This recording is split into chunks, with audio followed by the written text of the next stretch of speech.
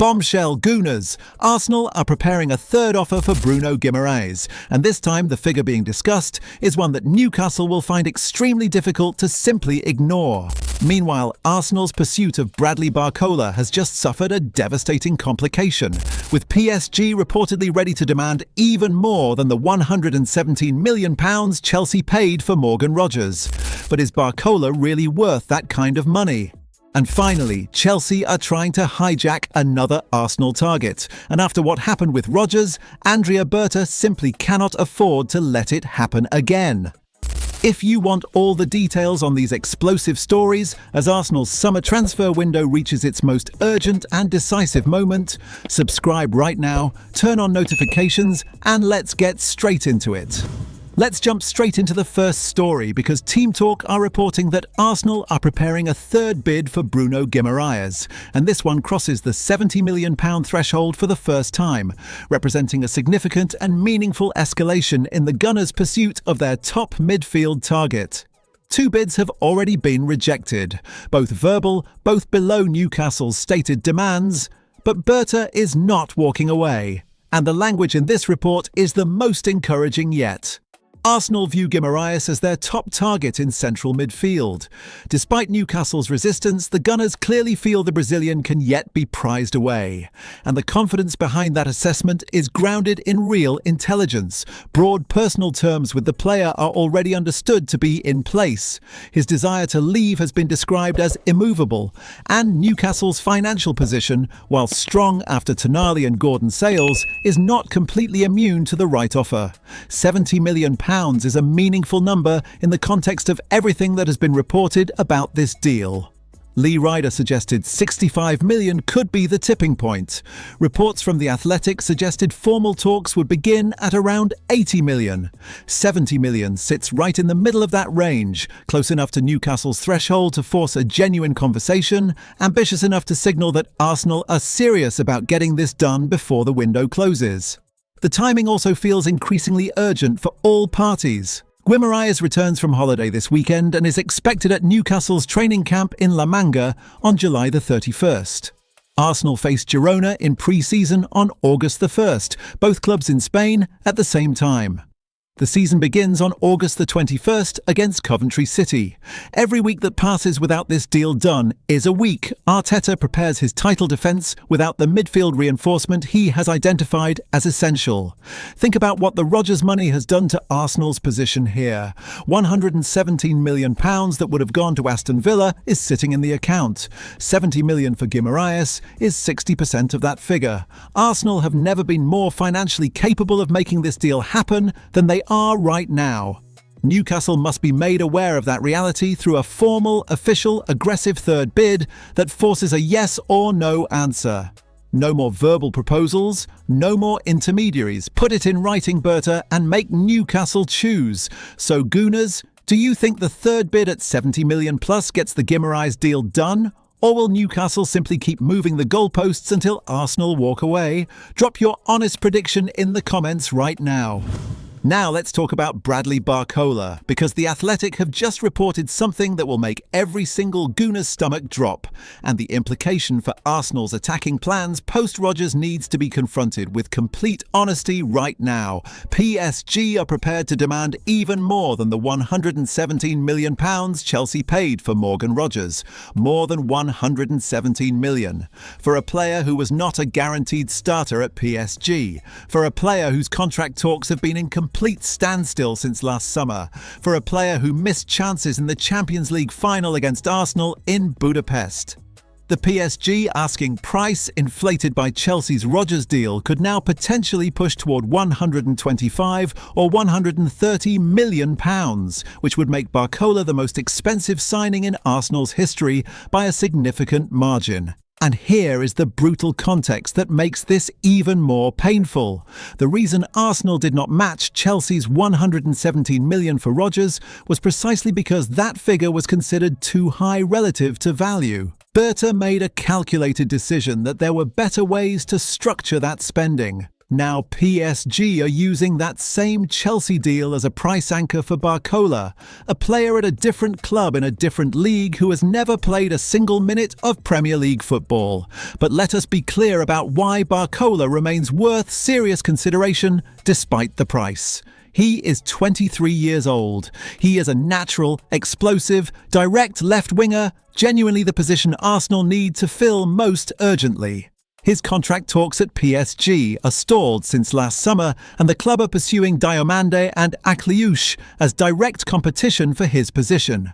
Fabrizio Romano has consistently maintained that Barcola leaving cannot be ruled out, and his World Cup performances for France, including a goal against Sweden, have proved that the quality is very much there when deployed in the right environment. The question Berta must answer honestly is whether £125 million for Barcola is better value than £77 million for Nico Williams, who has a release clause sitting there ready to be triggered. Both are natural left wingers. Both are 23.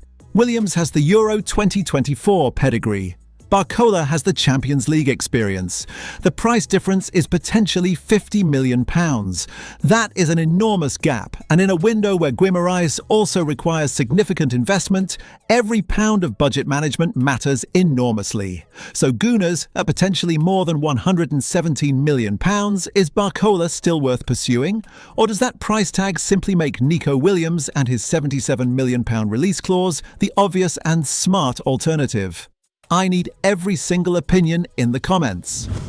Now let us talk about William Saliba, because a significant and genuinely encouraging update has just emerged about how the Arsenal defender is approaching his back injury, and it changes the conversation about his return timeline in a meaningful way. The initial reports from L'Équipe suggested surgery was the most likely outcome, a procedure that would have meant a very structured and definitive recovery timeline of 4 to 5 months. But Arsenal's most important player has decided against the invasive surgical option. Instead, Saliba will follow a rest and rehabilitation plan, allowing his body to recover naturally while working closely with the medical team to manage the injury without going under the knife. The practical implication of that decision is both more uncertain and potentially more flexible than surgery would have been. L'Équipe report that it will be months before he returns, but with Saliba himself expected to play a significant role in deciding when he feels ready to come back, the recovery could be shorter than the worst-case surgical scenario suggested. October remains the optimistic end of the projected timeline at the very earliest. Realistically, Arsenal must plan for his absence through at least the opening weeks and potentially the opening months of the Premier League season. With the title defence kicking off on August the 21st against Coventry City, Arsenal face a very specific and urgent problem. Gabriel Magalhaes cannot be asked to carry the entire defensive structure alone. Piero Hincapie's permanent signing from Bayer Leverkusen provides genuine quality and versatility. But Arteta needs at least one more trusted option in that position to navigate the opening phase of the campaign without Saliba.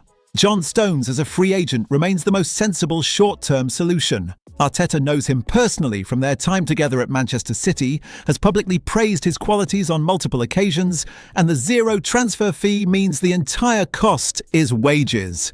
Ezri Konsa from Aston Villa remains an alternative at £60 million, if a more permanent addition is preferred. Either way, and this is the critical point, whatever decision is made about Saliba's replacement must be made this week.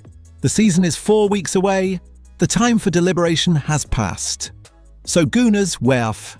With Saliba choosing rehab over surgery, does that make you more or less confident about his return timeline? And which defensive option do you want Arsenal to pursue immediately as cover? Let me know right now. Now let's round things off with the story that should be sending Berta's phone into overdrive right now, because according to Sky Sports, Chelsea have entered the race to sign John Stones. And after losing Morgan Rogers to Stamford Bridge just days ago, Arsenal absolutely cannot allow their rivals to complete a second consecutive transfer hijack. Chelsea's rationale is clear and logical. Xabi Alonso has inherited one of the youngest squads in the Premier League and recognises the urgent need for experienced winning mentality throughout the dressing room. Stones, a 10-year Manchester City veteran, multiple Premier League champion and Champions League winner, provides exactly that kind of priceless institutional knowledge about what it takes to compete and win at the very highest level, week after week, season after season. But Arsenal's claim to Stones is stronger on every relevant dimension. Arteta worked directly alongside Stones for 3 years at Manchester City, a relationship that goes far beyond professional familiarity into genuine personal connection. In January 2020, Arteta was explicit about his feelings. "John is a player I really like. We followed him before we signed him when I was at City. I worked with him for many years. I know him well, and when I look at centre-backs, he has many attributes I like." That was 5 years ago. That admiration has not diminished. More importantly, Arsenal's need for Stones is specific and urgent in a way Chelsea's is not. Saliba's absence creates a genuine defensive crisis that Stones is uniquely positioned to solve. Available for free immediately with the experience of playing at the very top level and with the flexibility to operate across multiple defensive positions. Chelsea want him for squad culture.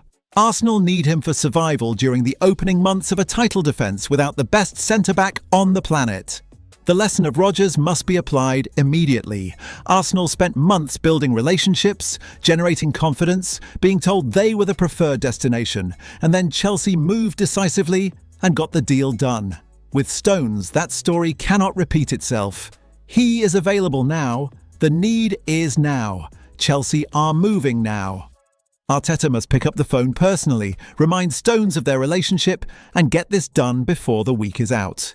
Losing Rodgers to Chelsea was painful. Losing Stones to Chelsea after Saliba's injury would be unforgivable.